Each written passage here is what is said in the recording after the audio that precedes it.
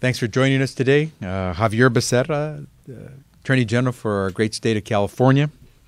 I'm here to discuss a growing area of consensus here in our great state, and that is the responsibility to ensure that our bail system is rooted in principles of fairness and prioritizes public safety for everyone. The most direct way that I get to do that is through the cases that my office handles on a day-to-day basis involving public safety. In handling those cases, I have made clear that the Department of Justice will not defend bail determinations that do not consider whether a person awaiting trial can afford bail, or whether there are any other alternatives to jail that preserve public safety and ensure that a defendant shows up for trial. No one in California, indeed no one in America, should remain in jail solely because they cannot afford bail. Deciding who remains incarcerated pre-trial, before they've ever been found guilty of a crime, should be based on public safety, not on income. Since May, my office has been handling a number of cases involving bail issues.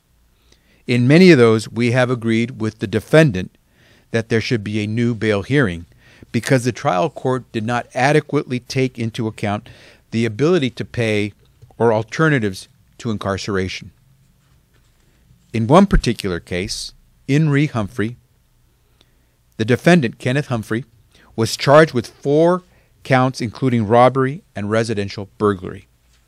Bail for Mr. Humphrey was set at $350,000, an amount that most of us, including Mr. Humphrey, could not afford, and therefore he remained in the San Francisco County Jail, and he has been there since May 23rd of 2017.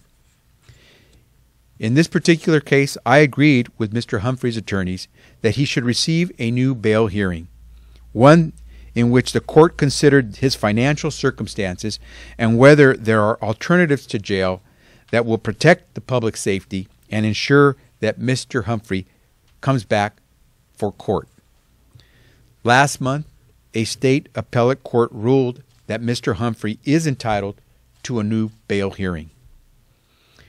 Today, I'm here to announce that I will not appeal the court's ruling in re Kenneth Humphrey.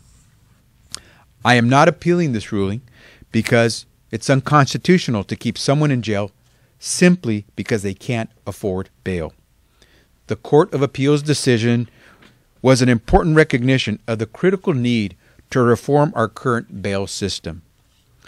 Significantly, the court discussed the need for legislative action as well as the resources it will take to fix our current system. I agree with the court. Many policymakers on both sides of the aisle agree as well, and so do many Americans from throughout the country. They all agree, and I am with them, that it's time for bail reform now. It's long past time to reduce our dependence on cash bail and stop incarcerating nonviolent offenders for no reason other than them being poor. Let me put it simply. Bail decisions should be based on danger to the public, not dollars in your pocket. More time behind bars entrenches people in the cycle of poverty, as they are more likely to lose their jobs, lose their credits in college, and be separated from their families. In my home state of California, policymakers and stakeholders are hard at work to develop innovative solutions. And here, I think it's important to give a shout out to Senators Robert Hertzberg and Assemblymember Rob Bonta, who are the lead authors of legislation to reform our bail system. I applaud them for what they've done, what they are doing, and what I hope to continue to do with them to try to reform our bail system. I should add the voice of our Chief Justice of our California Supreme Court, who formed a working group on this topic. The Chief Justice's pretrial detention working group agrees that the current system is, and these are the words of her working group, quote, unfair and unsafe. Her working group offered promising recommendations, such as establishing pretrial services like supervised release and making sure that victims have a say in pretrial decision-making. States across the country and counties in California, like Santa Clara County, have stepped up to the plate with promising new policies. Now it's time for California as a state to do the same. There is no reason why California, home to so many forward-thinking leaders and innovators, can't do the same. I commend everyone working to create a fair system for all, and I look forward to working with them to resolve this issue on bail reform. I'd like to add one additional note, which veers slightly from the purpose of this hearing, and that is because we received word earlier today that the U.S. Supreme Court has denied review of two cases from the Ninth Circuit Court of Appeal, which involve California's gun safety laws. The rejection of the U.S. Supreme Court of the petitions for appeal of those cases involved a case where California has a law that would institute a $19 fee that would be charged to any individual who possesses a gun who wishes to transfer it.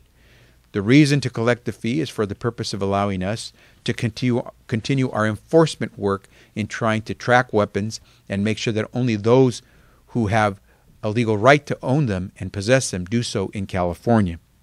The second measure that was up for appeal to the U.S. Supreme Court, which the Supreme Court denied, was our law that requires a 10-day waiting period in order for someone to acquire a weapon in California. The court rejected the petitioner's request to hear that case. And so, given the circumstances that occurred within the past several days in Florida and the mass shootings that have occurred over this past year, I think it becomes clear that sensible gun safety laws have a place in America, and certainly here in California. With that, I'll take any questions you might have on bail matters first, and if you have any questions about the Supreme Court case, we'll try to handle those as well. Thanks very much.